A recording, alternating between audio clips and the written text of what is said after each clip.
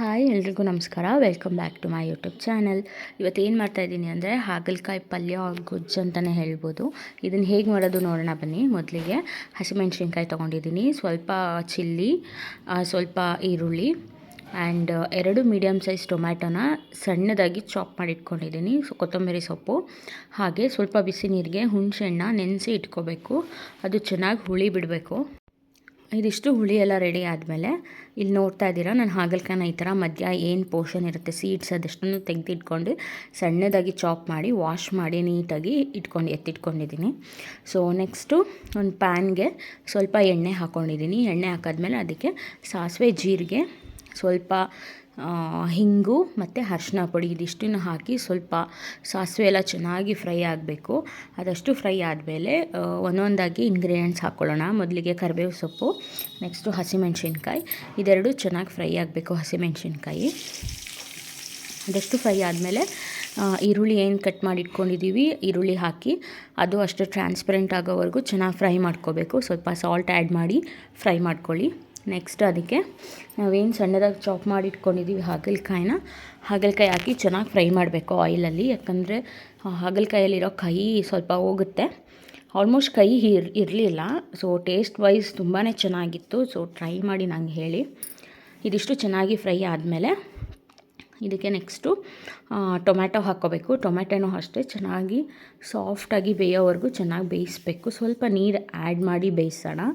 ಇಷ್ಟು ಬೇಯಿಸಿದ್ದೀನಿ ನಾನು. ಇಷ್ಟು ಚೆನ್ನಾಗಿ ಫ್ರೈ ಆಗಬೇಕು. ಇಲ್ಲಿ ನಾನು ಮೇಯ್ನ್ ಏನು ಹಾಕ್ತಾಯಿದ್ದೀನಿ ಅಂದರೆ ವಸುಧಾ ಅವ್ರದ್ದು ಬಿಸಿಬೇಳೆಬಾತ್ ಪೌಡರ್ ಆ್ಯಡ್ ಮಾಡ್ತಾಯಿದ್ದೀನಿ ನಾನಿಲ್ಲಿ. ಸೊ ಇದು ಯಾವುದೇ ಥರ ಕೊಲ್ಯಾಬ್ರೇಷನ್ ಅಥವಾ ಯಾವುದೇ ಥರ ವೀಡಿಯೋ ಅಲ್ಲ. ಇಲ್ಲಿ ನೋಡ್ತಾ ಇದ್ದೀರಾ, ನಾನು ವಸುಧಾ ಅವ್ರದ್ದು ಪುಳಿಯೋಗರೆ ಪೌಡರ್ ತರಿಸ್ಕೊಂಡಿದ್ದೀನಿ. ಆ್ಯಂಡ್ ಎಲ್ಲ ಥರ ಪೌಡರ್ಸು ಅವೈಲಬಲ್ ಇರುತ್ತೆ. ಸೊ ಮೈಸೂರವರು ಯಾರು ಬೇಕಾದರೂ ಕಾಂಟ್ಯಾಕ್ಟ್ ನಂಬರ್ ಬೇಕು ಅಂದರೆ ನನಗೆ ಕಮೆಂಟ್ ಸೆಕ್ಷನಲ್ಲಿ ಕಮೆಂಟ್ ಮಾಡಿ, ನಾನು ಡೆಫಿನೆಟ್ಲಿ ಕೊಡ್ತೀನಿ. ಸೊ ತರಿಸ್ಕೊಂಡು ನೋಡಿ. ಎಲ್ಲ ಥರ sambar powder, rasam powder, vangibath powder, puliyogare powder ನಾನು ಎಲ್ಲನೂ ಯೂಸ್ ಮಾಡಿದ್ದೀನಿ. ಟ್ರಸ್ಟ್ ಮೀ ತುಂಬಾ ಚೆನ್ನಾಗಿ ಬಂದಿದೆ.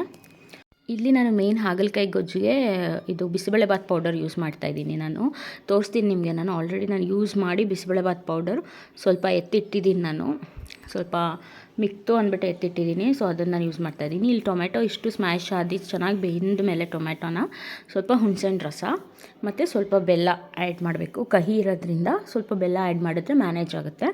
ಸೊ ಇದಿಷ್ಟು ಚೆನ್ನಾಗಿ ಫ್ರೈ ಆಗಬೇಕು. ನೋಡಿ, ಆಯಿಲ್ ಬಿಟ್ಕೊಳ್ಳೋಕೆ ಸ್ಟಾರ್ಟ್ ಆಗುತ್ತೆ. ಅಲ್ಲಿವರೆಗೂ ಚೆನ್ನಾಗಿ ಫ್ರೈ ಮಾಡಬೇಕು. ಆಮೇಲೆ ಸ್ವಲ್ಪ ಖಾರಕ್ಕೆ ಚಿಲ್ಲಿ ಪೌಡರ್ ಹಾಕ್ತಾಯಿದ್ದೀನಿ.